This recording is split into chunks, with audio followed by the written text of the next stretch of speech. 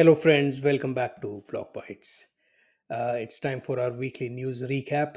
Let's start with the market. The market has been a positive and negative at the same time. As you can see, there's a lot of red bubbles in there. You have notable green bubbles, especially Celestia with its TIA token, which is a new token. And then obviously Render and Tau have given an enormous run up, especially Tau in the last couple of weeks. And then you have Avax, which is back to green because of some good news that we'll cover up a little later in the episode today.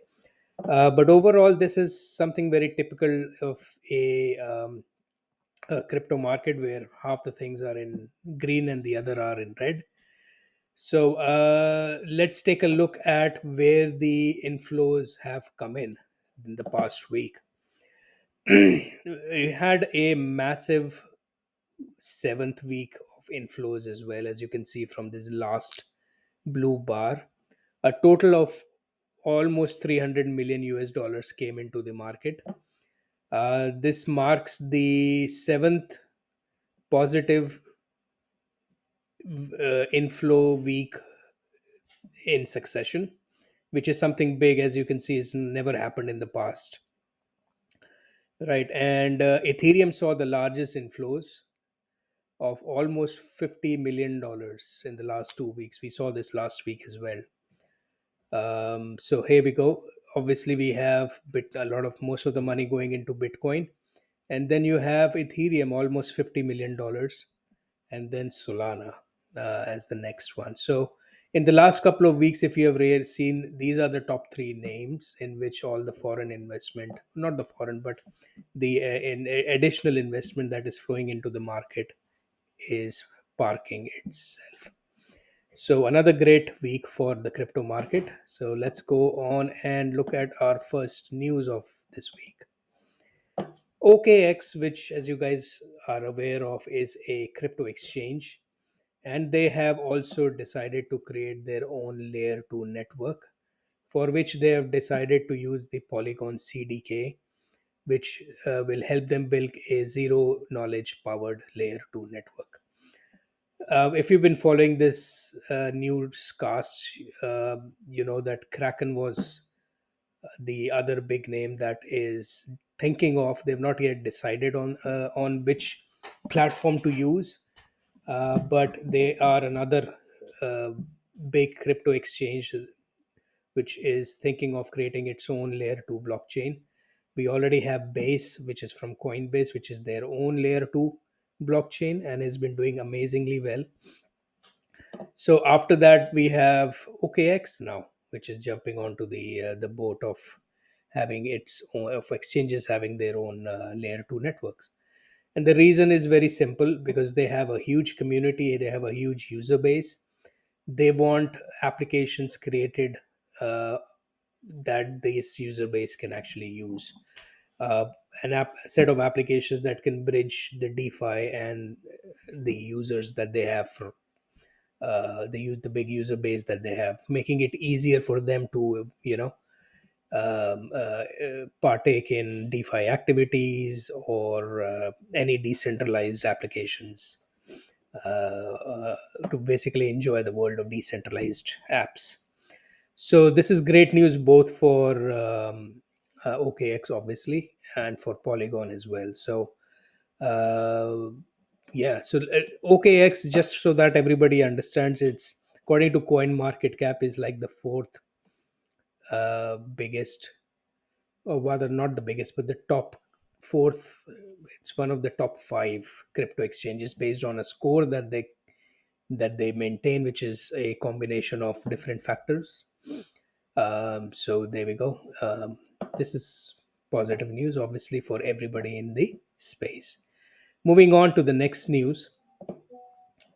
This is a amazing representation of, if you ever had a doubt of, we talk about decentralized nodes. Everybody has a node. Where exactly are they situated? What is the geographical spread? So Chainbound has come up with this amazing representation which shows the Ethereum network topology. And this is where you can actually go in and take a look at how widespread the Ethereum network is. So, Ethereum at the moment is spread around almost 3,000 locations.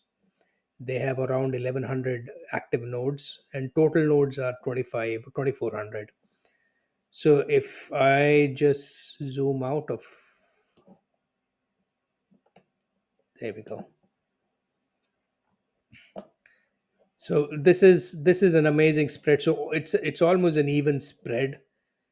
Yeah, it could be better, obviously. Now these big orange spots is because of the hosting centered around the AWS or the cloud providers. So a lot of hosting, a lot of nodes are hosted on centralized cloud providers, which is why we have these orange hotspots here in this area, and particularly this. I think this is Virginia, if I'm not mistaken, where the AWS Amazon Web Services data center is.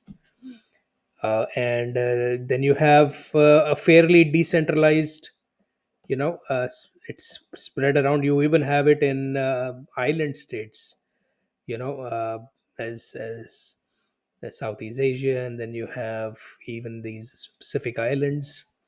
So this is a good representation of how Ethereum is decentralized when it comes to network, this geographical topology and locations. Moving on, this is one of the first of the two positive news that was that triggered the price rise in Avalanche token. JP Morgan has partnered with a bunch of different companies that include asset management companies and blockchain technology companies to test on blockchain interoperability.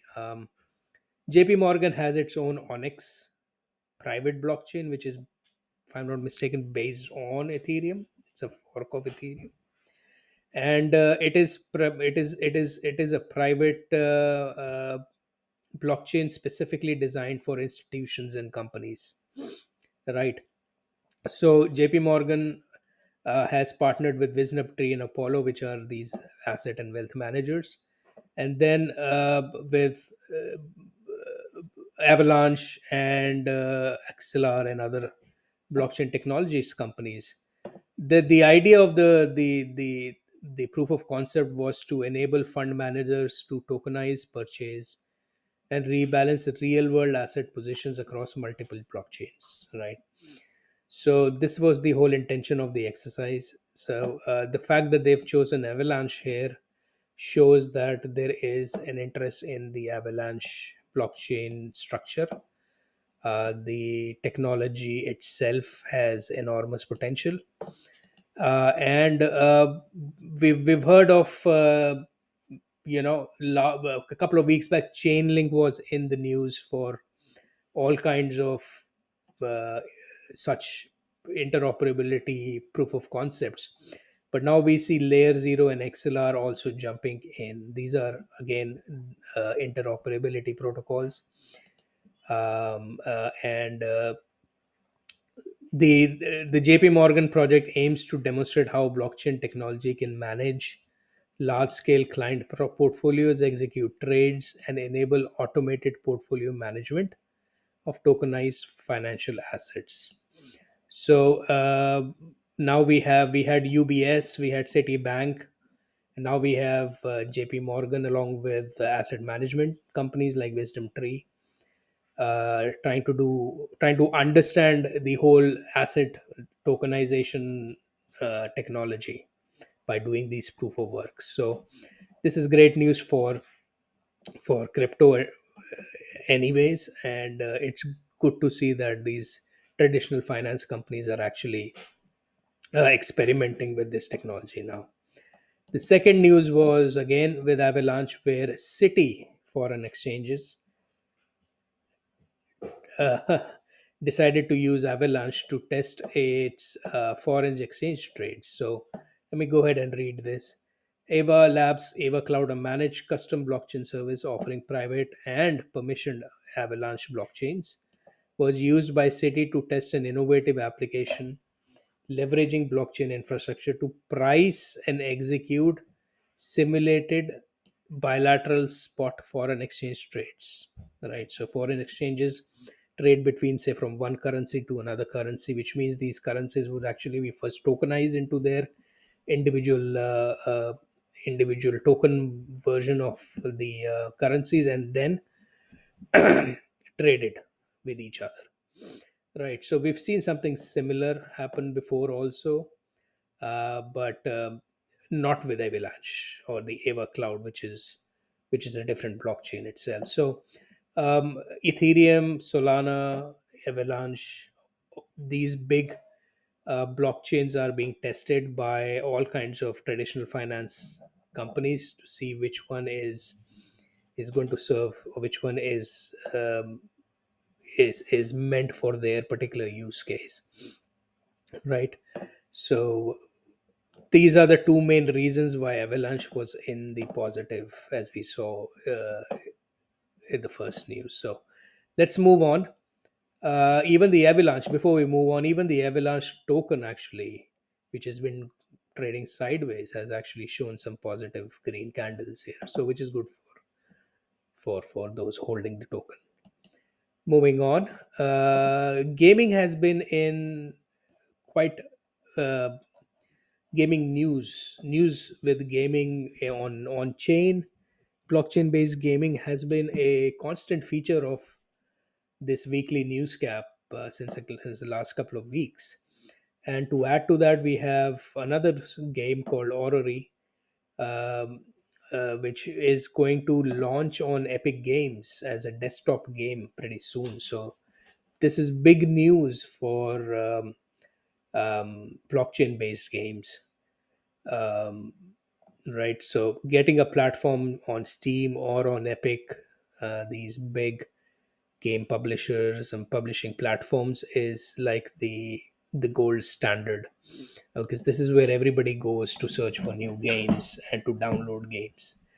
So if you are interested in gaming, do check out what this game is all about. And the early access is being provided to the NFT holders of the game already, and other access codes will also be shared with the community. So on and on, good news for Solana and for crypto gaming. All right, here we go. Another good news, this time from the Cosmos ecosystem, is that a new proposal was floated, in which the idea was to reduce Atom, which is the token for the Cosmos ecosystem. The idea was to reduce the inflation rate of the token from 14% to 10%. Right, so as of this news, this was 17th of November, the people who were against the proposal was leading the supporters. But this has changed. So if you look at the latest at the moment, 43.7% have actually agreed. So and 30.4% have disagreed. So this will pass because it has passed the quorum, which is 40% is needed to pass any proposal. So this is good news, I think. And the reason was, as given here, Zaki Manian, who actually floated the proposal, said that reducing the staking rate, which, let me just explain, if the inflation rate goes, the staking rate is directly related to the inflation. Right, inflation means that when you the rate at which you mint tokens. So if the rate at which you mint tokens is high, that means you can the rate at which you can share it with the stakers is also high. Where will that mint token go? It will go as staking rewards. But if you try to reduce the inflation rate, meaning the number of tokens minted would reduce, it directly impacts the staking APY, which reducing the staking APY itself. This was the main reason why there was such a big amount of opposition to it, because these stakers did not like the idea that their staking APY would be reduced. So here, as it says, from 19% to 13.4%. But the main reason why this was actually floated was that, uh, according to Zaki, reducing the staking rate should be a boost to adoption, and will finally drive more users towards the other protocols within the ecosystem, right? So it is more of a balancing act where uh, the economy or the activity was kind of centralized, and in order to even out uh, the activity, ensuring that these applications that are on the ecosystem get a fair share of the user activity, this proposal was floated. And I think it makes sense. And it's good news that the proposal has been passed. Finally, we see some good news coming out of Cosmos governance, which has always been in a controversial group of people. So finally, some good news for Cosmos. Moving on, Ethereum. Now, BlackRock finally submits the ETF filing to the SEC. The week before that, there was the news that they are going to do that, and now they've actually done it. And there are obviously different steps in the process. So this time they've actually lodged the application with the SEC. So what does this mean now? Since this news, I've always thought, now what does it mean for Ethereum as a cryptocurrency? Because the the it is not clear at the moment that whether it is a security or a commodity, right? That is the big contention around Ethereum and all the altcoins. Bitcoin is a commodity, that is clear, but Ethereum, is it a commodity or a security, is not clear. Given that confusion, the fact that BlackRock has gone ahead and filed this ETF application tells us that there is a lot of demand, uh, institutional demand for Ethereum. Now there's a lot of pressure on the SEC to clarify whether it is going to be treated as a commodity or a security. Interestingly, the smart thing that BlackRock has done is that, because this clarity is not available with the SEC, which means it within the US geography, BlackRock has stated that it will operate outside the scope of the US Investment Company Act, and that its sponsor entity does not hold registration as an investment. So, in other words, um, simply speaking, it is not taking a position whether it is treating Ethereum as a security or a commodity. It is the job of the SEC to decide that.